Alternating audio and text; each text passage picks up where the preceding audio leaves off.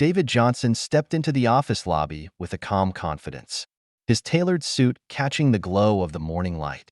What should have been an ordinary day took an extraordinary turn when the secretary, Emily, locked eyes with him and tightened her grip on the phone. Her expression shifted from polite to piercing suspicion. Her decision was instant. Without a second thought, she leaned toward the security guard and whispered, "We've got a situation here. This is the kind of story that cuts deep, a moment of truth that redefines how we see the world." For David, a man who had built this company from the ground up, the cold skepticism in Emily's voice wasn't just an insult. It was a gut-wrenching reminder of the prejudice he had battled his entire life. "Who are you? And how did you get in here?" Emily demanded, her words laced with disbelief. David calmly introduced himself as the owner, but her eyes only narrowed further, her doubt transforming into a hardened resolve to prove him wrong. When the security guard moved to block his path, shoving him toward the exit, David's hands clenched tightly at his sides, not in fear, but in restraint.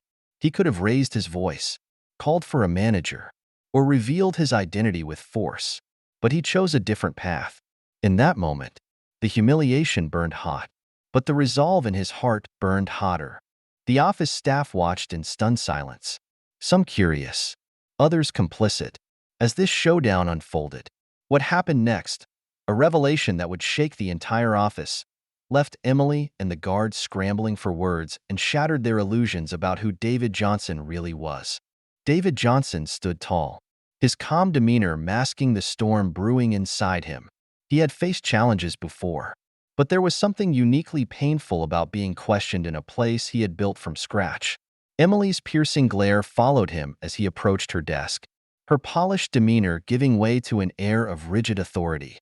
"Excuse me, I'm David Johnson," he began, his voice even but firm. "I'm here for a meeting." Her fingers paused mid-type, and she looked up slowly, her brows furrowing. "I don't see your name on the list," she replied curtly, her tone sharp enough to cut through the tension hanging in the room. Her disbelief wasn't subtle. It was written all over her face, as if his presence was a challenge to the order of her world. David's chest tightened, but he refused to let frustration surface. "I don't need to be on a list," he said evenly. "I'm the owner of this company." For a moment, silence stretched between them, and David thought he saw a flicker of doubt in her eyes. But then she laughed, a cold, dismissive sound that echoed in the quiet office. "The owner?" she repeated, her voice laced with mockery. "You can't expect me to believe that." Her words stung, but David held his ground. "Check my ID," he said, extending it toward her. Emily didn't even glance at it. Instead, she leaned back in her chair, her gaze flickering to the security guard station nearby. A silent command passed between them, and the guard stepped forward, his bulk casting a shadow over David. "Let me see that," the guard growled, snatching the ID from David's hand. He examined it briefly before handing it back with a sneer. "This doesn't prove anything," he muttered. "You need to leave." David took a step back, his heart pounding. "You're making a mistake," he said, his voice steady but firm. "This is my company.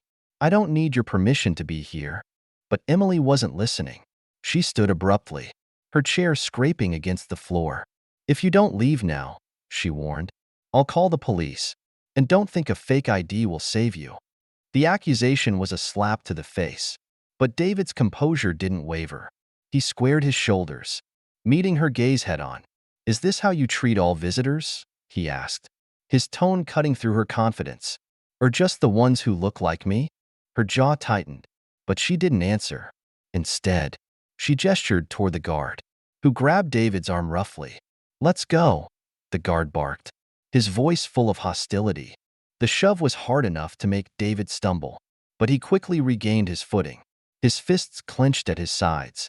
The temptation to retaliate flashed briefly in his mind, but he knew that giving in to anger wouldn't change anything. He looked around the room, his eyes scanning the faces of the office staff. Some avoided his gaze, while others stared, their expressions ranging from smug amusement to unease. Not a single person spoke up. David felt the weight of their silence pressing down on him, but he refused to let it crush his resolve. "This isn't just about me," he said, his voice ringing out clearly. "This is about every person you've dismissed because of your own assumptions." At that moment, the sound of footsteps echoed down the hall. Heads turned as a group of managers stepped off the elevator, their faces etched with concern. One of them, a tall man in a crisp suit, hurried forward. "What's going on here?" he demanded, his voice cutting through the tension. Emily straightened, her confidence seemingly restored. "This man was trying to enter without permission," she said, her tone dismissive. "He claims he's the owner." The manager's eyes shifted to David, and in an instant, his expression changed. "Mr. Johnson?" he asked, his voice faltering. "Is it really you?" David adjusted his jacket, his movements slow and deliberate. "Yes," he replied, his tone calm but heavy with meaning. "It's me." The silence that followed was deafening. Emily froze, her face draining of color as realization hit.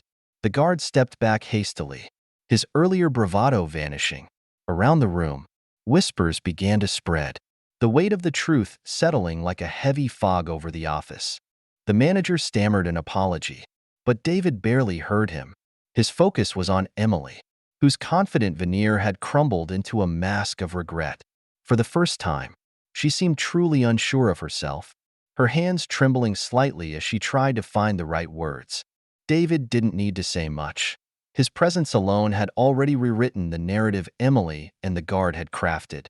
The moment was a quiet triumph, but the sting of humiliation lingered, a reminder of the prejudice he had just endured. David stood in the center of the room, his presence commanding a silence that felt heavier than words could fill. His gaze swept across the office, taking in the faces of those who had chosen to watch rather than act, their discomfort now visible.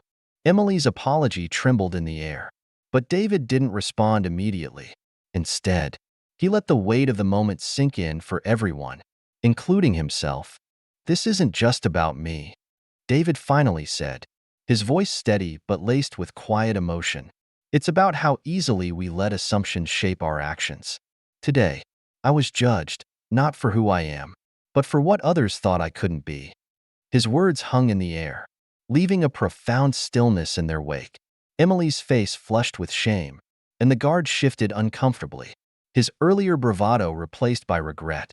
The office staff looked down, some visibly grappling with the realization of their complicity. For David, this was more than just vindication.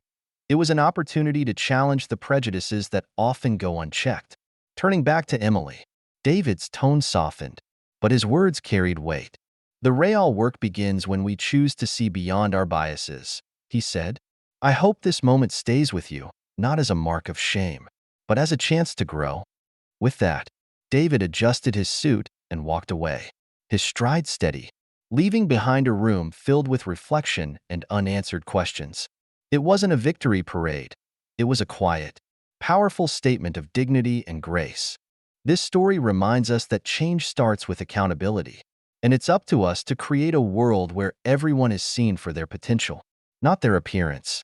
If this message resonated with you, help us spread stories like this by liking, sharing, and subscribing to Real Life Stories.